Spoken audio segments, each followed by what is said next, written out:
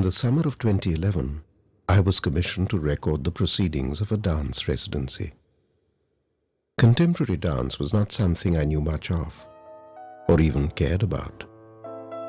But in those 10 weeks, I found myself drawn into some of the essential questions that were being asked, not just about contemporary dance, but about the nature of art itself, how we make it, and perhaps even more importantly, why?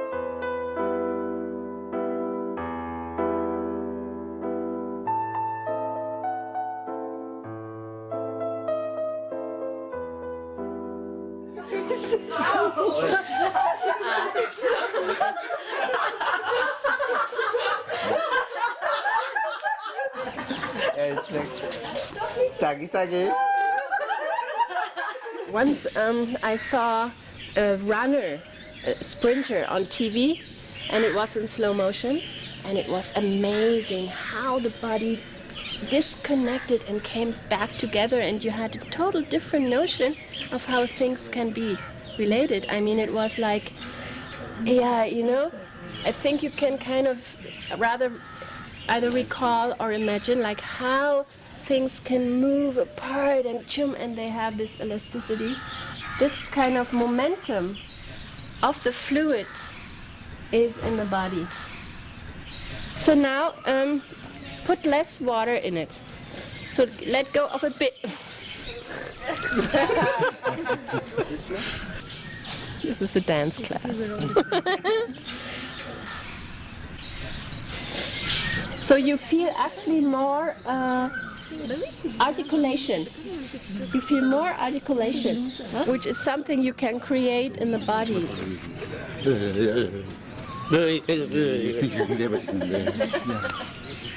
I'm not really sure what this will do. We just try it out. So you know.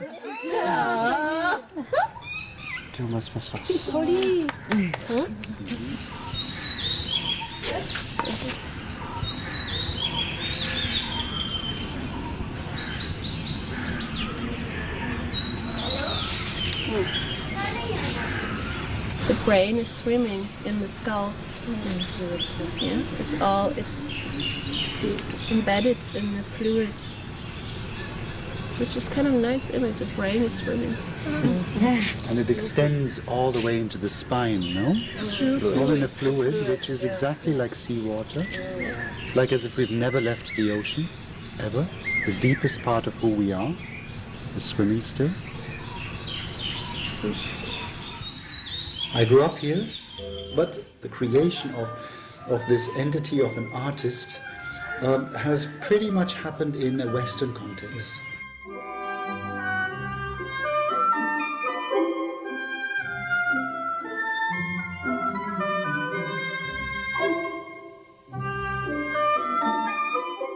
A ballet dancer with all his dreams and notions It was just so not about the wigs and the white tights and playing crane for tutued ballerinas. It was about this generation of choreographers that had such amazing opportunity for us male dancers at that time. And it was such an excitement.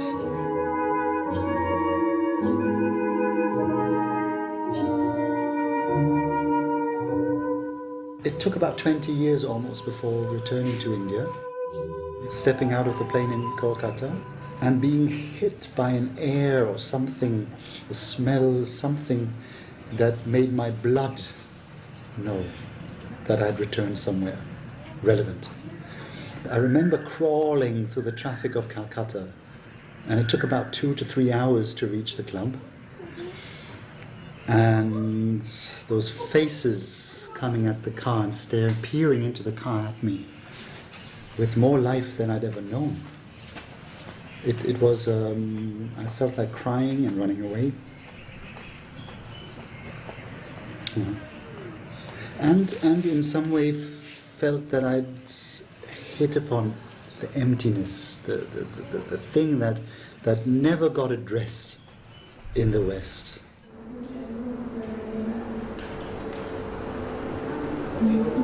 I was to brush up repeatedly against the ideas of displacement and relocation. Many of the residents who were trained in classical dance felt constricted in that world and were attempting to migrate to what they saw as the freer land of contemporary dance. Often they found themselves in limbo, rejected in one world and not yet comfortable in another. With one resident, Niranjani, the idea of discomfort and displacement was at the very core of the work.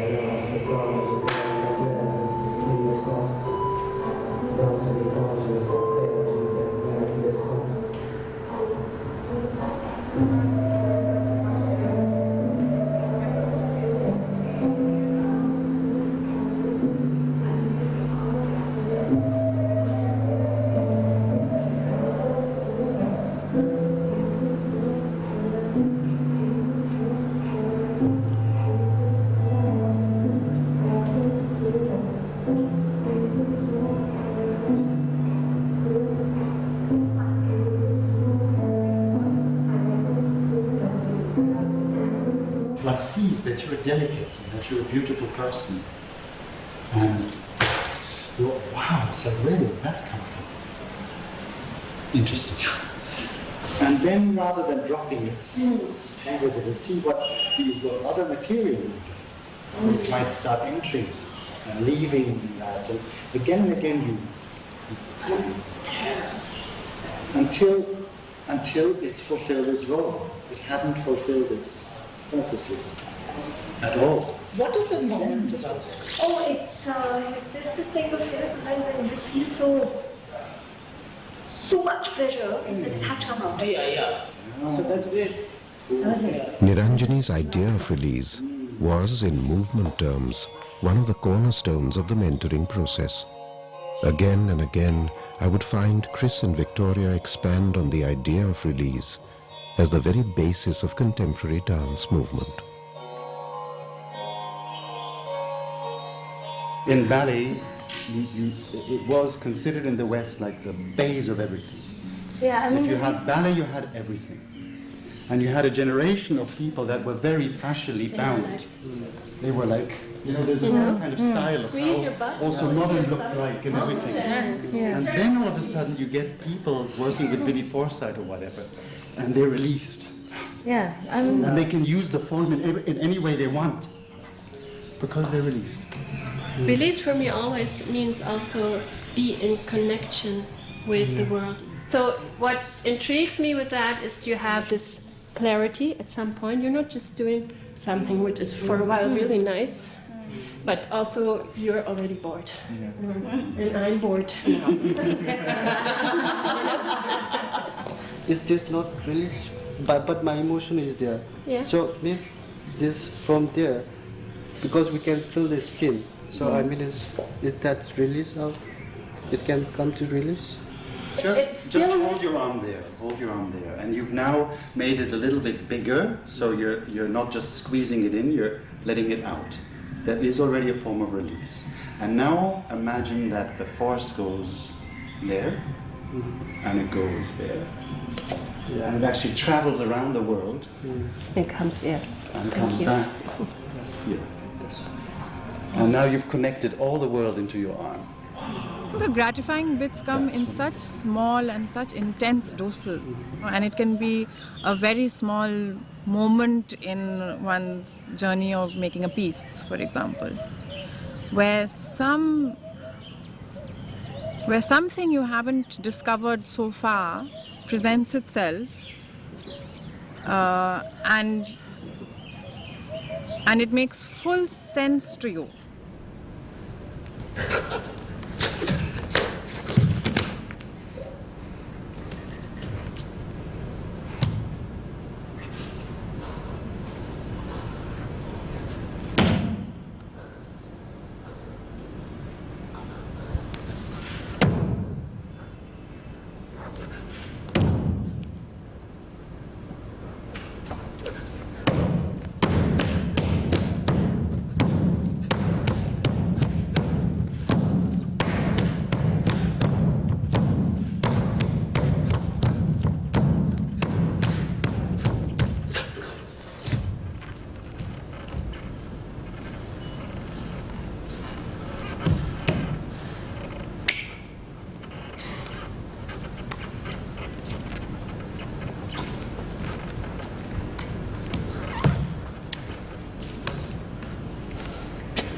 I don't understand what you're doing because there's no code there and you have no system at work there. So, does it have validity at all? The other end is, I've been dancing this tradition for 25 years. It's shackled me, my legs and my hands and I'm all shackled and I want to break free. I want to break free. And I don't know how to break free because I'm shackled. Will you please show me the way, Mr. Modern?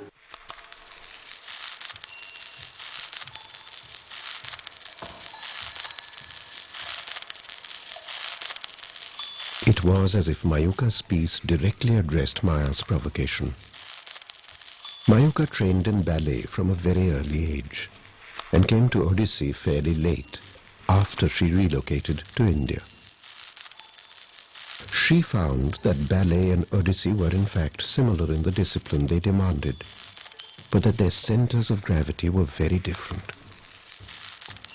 Her piece was an experiment in exploring the two contradictory forms, one rounded, the other rectilinear, and trying to yoke the two in one body.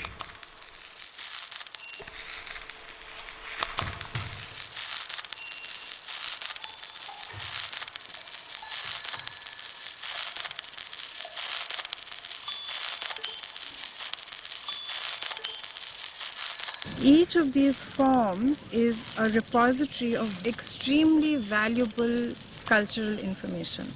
They're enriched with symbology, with layered meanings, with ritual, with mythology, with imaginations that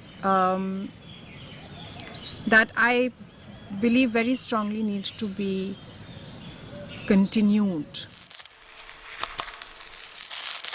And they need to be continued not through a process of ossification, but through a process of evolution.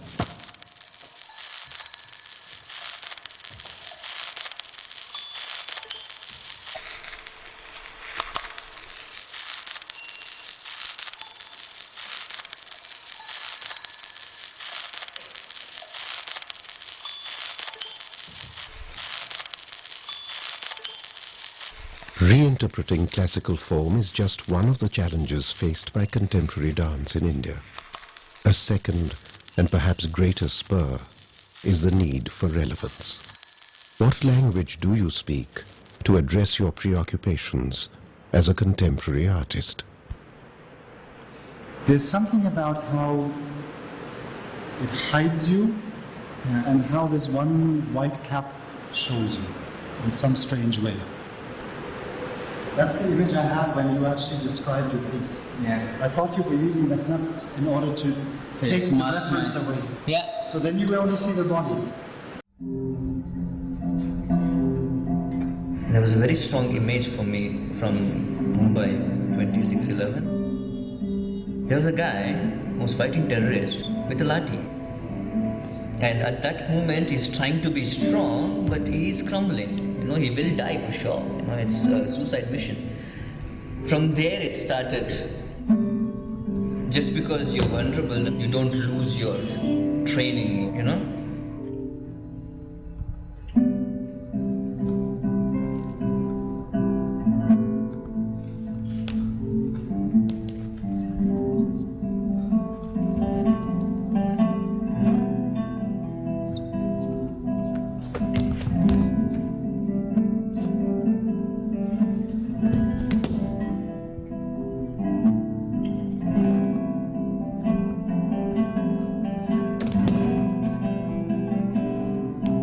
Fine, I really like dancing, but what is me?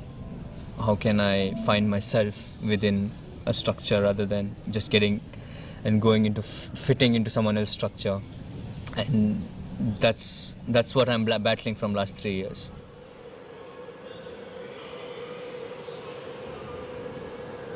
The search for an identity that was both individual and meaningful within the movement art context was not restricted to Deepak or the other residents. And I'm going to rein you in again and again to this place where it's like, wait a minute. Then in the end it becomes what it becomes. But I was tired of just being a teacher and a facilitator, being brought in. Oh, Chris, and he's so nice, and it's so nice to feel these liberative spaces with him and all that. And the moment I'm gone, I'm dropped like a hot potato. Not because of any bad intention, but because I haven't quite cracked it yet. And I have this optimism and this hope that as I can latch on to 5 of you, like a monkey that will not let go, maybe something will happen that in this country so far, I see in very, very little spurts.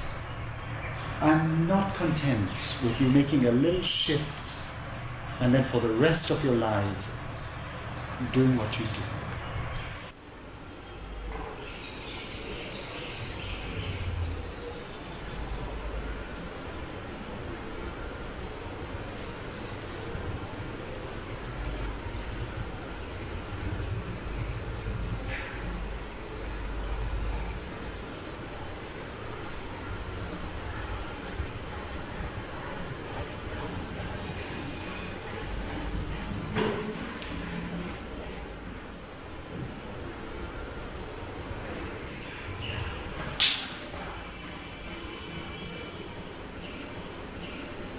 I'm trying to stick as much as I can to the thing of 2 women and the woman who gets the massage or who has the money to pay someone to get a massage, and the woman who gets up every day, has to go for all these sessions just so she can get her daughter married off. The way you set it up was that you had an awareness of another body in space. And then you go to your phrase and you just doggedly do your phrase. Why are you doing a phrase here? Why on earth? Where did that come from? I thought of the massage wali's world being filled with sounds where everywhere she's going she's hearing all these sounds, so I worked with making these sounds and moving with the sounds. So that is where the phrase came from actually. I was trying to work. Yeah. There are some things you're choosing to show out of all the things you're thinking of. So you have to make it very clear what it is you're thinking of, what you're showing, why, what is the intention, what you want from us in what you're showing. I don't know whether it's Mehnir being tentative with it, is it the masser being tentative, or is it that you're not sure what you want to do? I mean, I'm even every time I'm doing it, I'm trying to be conscious of all of the feedback that I'm getting. And In all the six, there's a tentativeness about कितना दिखाऊं, क्या नहीं, क्या छिपाऊं, क्या नहीं दिखाऊं, नहीं तो वो judge करेंगे. This is something that happened, but we have to ride over all that and still say, here it is. yeah, I mean, for all six of us, I don't know how much we have to do, but it's, we have to make a living in this period. You get a sense of what is going to be going on, you get a sense of what's not going to be going. And it's constant. That thing is constant. I know that if I do this, I know my father's going to say, what was that? That doesn't matter. What your father says and what money you're getting in on is no consequence. It could be that this churns you all the money you need. So don't make these dividing lines. यहाँ जो हो रहा है वो पैसा नहीं है, बाहर जो हो रहा है वो पैसे वाला है. Just forget all that. Just do what you set out to do till the 16th of June. I've gotten 10 weeks of a surprise. Screw the rest of the world. Wow.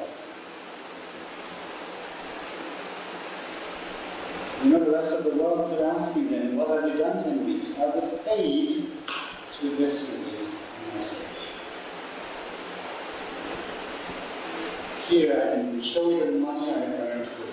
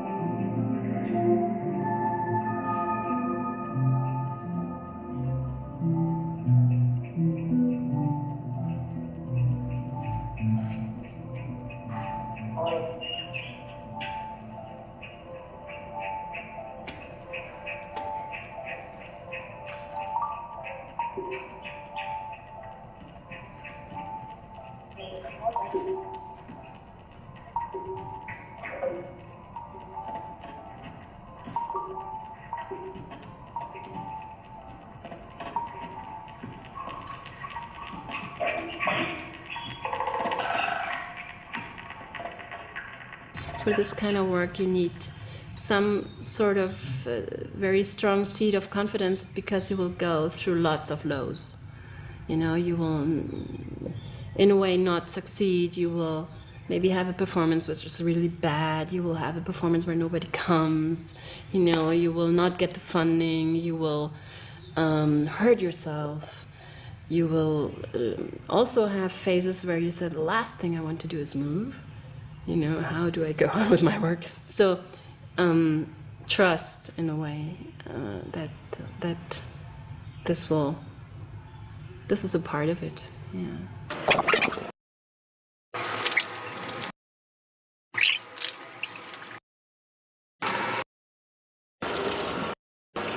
The tendency for us is to look for safety.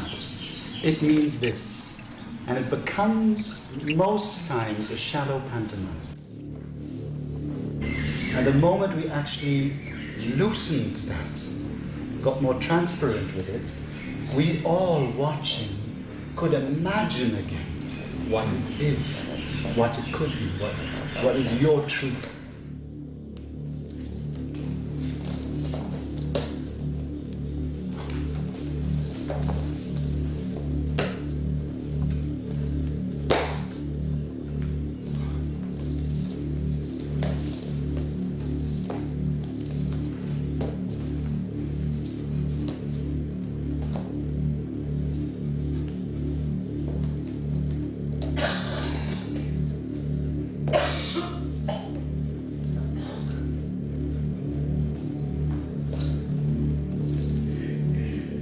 what is that link between the person, the artist, the dancer, and what comes out?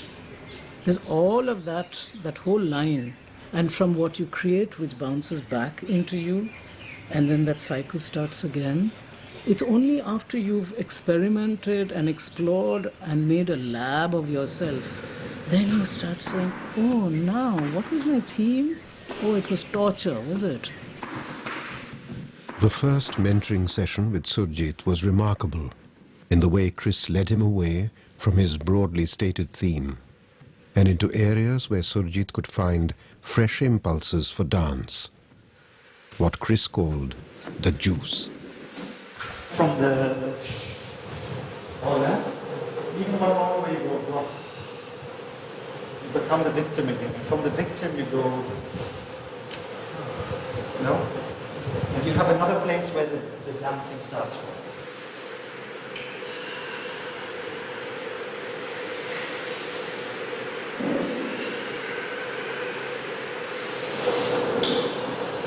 Yes, there you go. Really enjoy.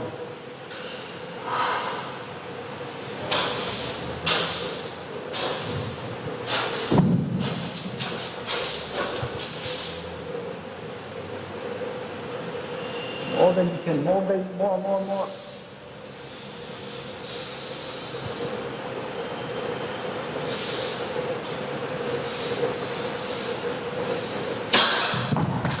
There you go. What you did nicely also is that from a kiss, it started becoming a... until it gets more and more, until that point where you, there's no more dancing. It's really just one more brush, one more brush. And just before you think you got another breath, another hand. You can't, so, but you have to then go in. The challenge with Surjit is that in which way can you broaden your horizon? Just a little bit more, just a little bit more. Let's try a psychological view. Let's try, what if it had more to do with ritual now? How have you organized yourself in space? And so at every angle, trying to sort of push the envelope just a little bit more. Realizing after the first week that he said, look, I can't sleep. If you ask me to just start with a fresh or new, I can't do that. I can't sleep. I can't survive this. In a way, as a sane person. So it was very clear that in a way he had already said help. What are you thinking? I'm thinking how More of the work was 3-4 weeks ago, where you could just say, look, almost like a marionette theater, children theater, black, white, black, white, black, white. And then all of a sudden, I didn't know, you didn't know anymore. Okay. That was interesting. Where you didn't know if the next movement would be violent, or would be a kiss, or would be falling, or would be rah. Then you had all the freedom to say, I ask my question now. Who am I in this? I am both. Now you have confused so much that we don't even know if there's a question or not. Yeah, I will always confuse because I want to do more, something new. But then you don't come with your safety net behind. Have a piece, have a piece. It's about torch, it's about this. It doesn't work like that. I think... Because if you've decided, you didn't need 10 weeks. In 3 weeks, 4 weeks ago, you had your piece already. I think now you just go back, look at it, what the piece is, and now use the next 3 weeks to make it nice. But there was no need for 10 weeks. You knew in 1 week already, this is my piece.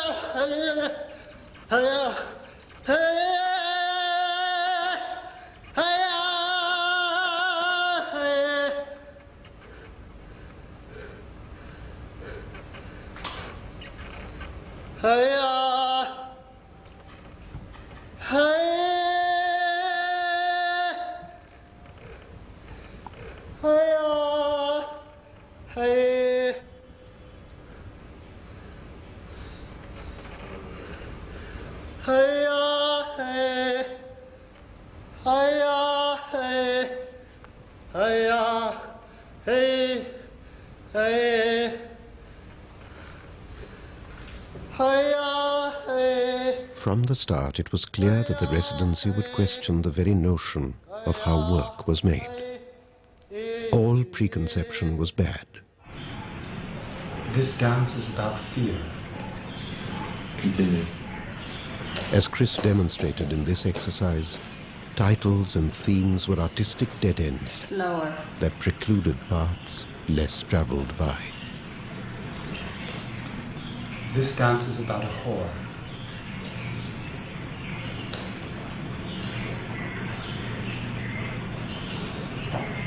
Use. This dance is about the person I love most. Pause. Preface. The story, the Sufi story, you know that, no? The guy Nasruddin who finds his friend finds Nasruddin kind of frantically looking on the streets, you know, and kind of go, my God, you guy would joins in there under the street lamp, looking and looking. And at one point he kind of goes, Nasruddin, what are you looking for? My key! Oh, I see you. And they keep looking and looking and looking. It's like, Nasruddin, there's no key. The key, where did you lose it? Well, over there in the bushes. Nasruddin, why are you not looking in the bushes? Well, here's light at least. I'd like to invite you to go in the bushes a bit.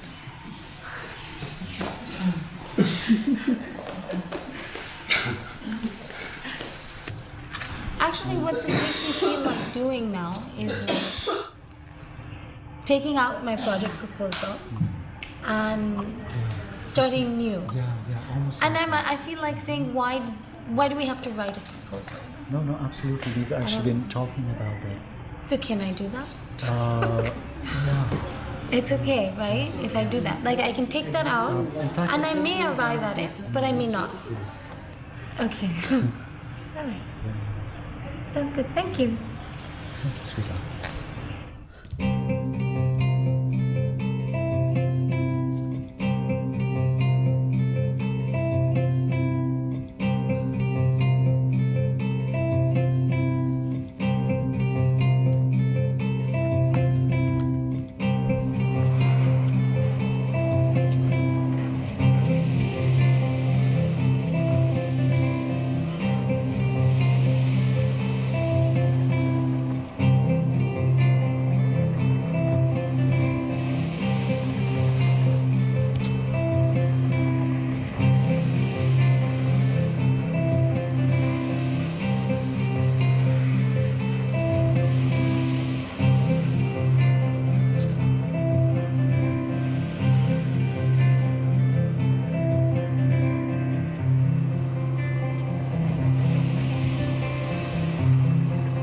Rukmini committed herself wholeheartedly to new processes of finding material, basically through a series of improvisations.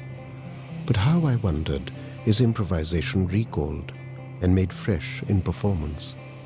Well, there was nothing haphazard in the way Rukmini was preparing for it.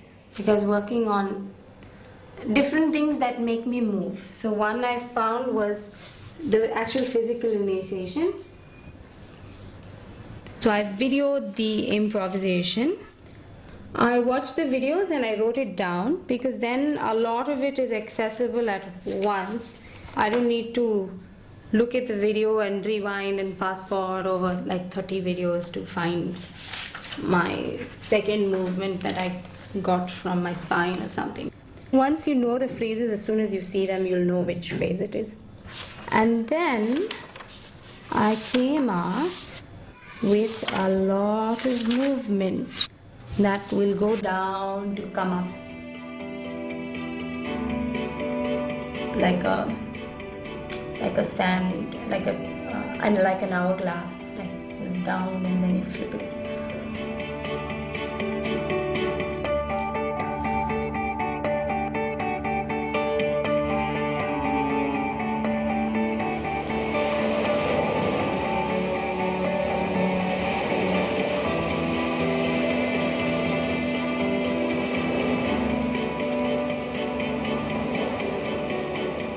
The second thing that phrases and things like that, I pull it out of my diaries, one is from random books. Like someone leaves far away and I am moved here is a phrase. So something moves far away and I'm moved here is like how an initiation from there can sort of make something happen in my knee.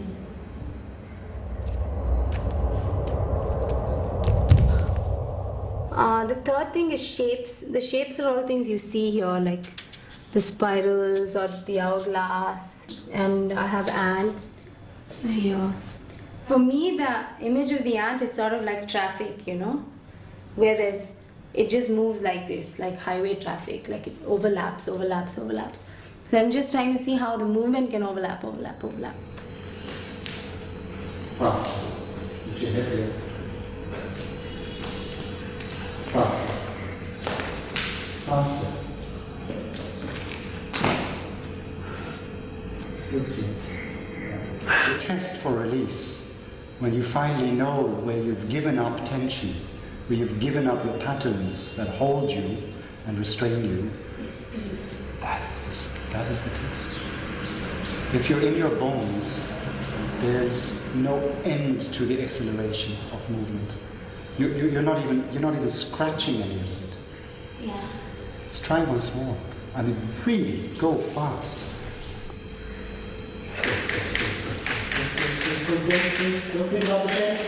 Go. Yes. Something there that is not just haphazard, not just only in the one pattern or the other pattern that you usually would have followed. Yeah. And now it's about definitely breaking it more to start excavating the work, the piece.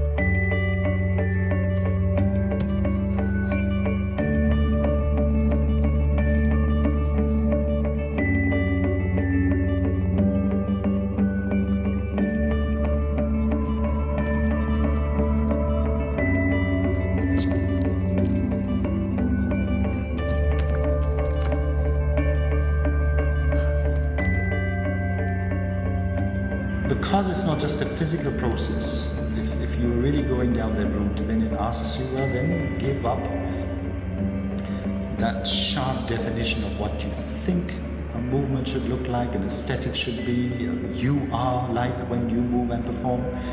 She's been willing to kind of suspend also judgment on that.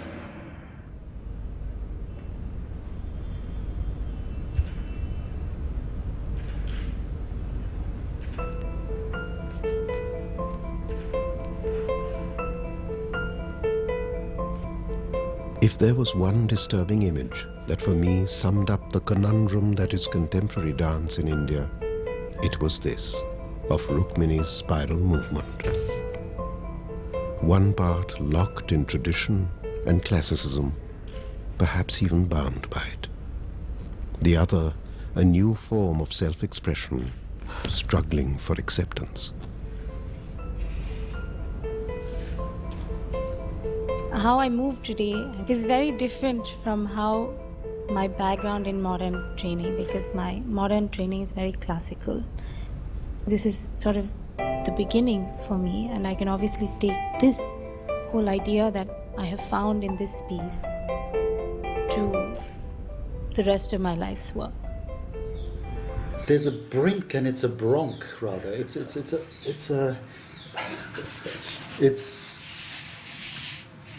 all these changes happening and something trickling into existence, and you're waiting for the wave that, over the brink and into a new contemporary work and a new contemporary India, and it's trickling here and there, and you're wondering, will it gain momentum? And all of a sudden it does for a little while, but it doesn't then. But you can't say it's not going anywhere. By no means could you say that. There's too much happening, too much evidence, too much trickling. Most of the dancers I met shared Chris's optimism about the future of contemporary dance. But for me, the residency was not about being on the verge of something. Instead, it spoke to me once again of the reasons why we make art in the first place. To be alone, but not disconnected. To ask disturbing questions and not be turned away. To bare one's soul to a stranger and hope for some small measure of understanding. Tu comprends? Ouais. Et une autre fois, je suis rentrée dans un magasin et je voulais acheter des piles. Et au lieu d'acheter des piles, j'ai demandé des pilules. Et pareil, silence, blanc. Personne ne me comprenait, un peu comme maintenant. Je parle. Et c'est silence. Ouais. Personne ne comprend, ouais, non. Tu comprends? Oui.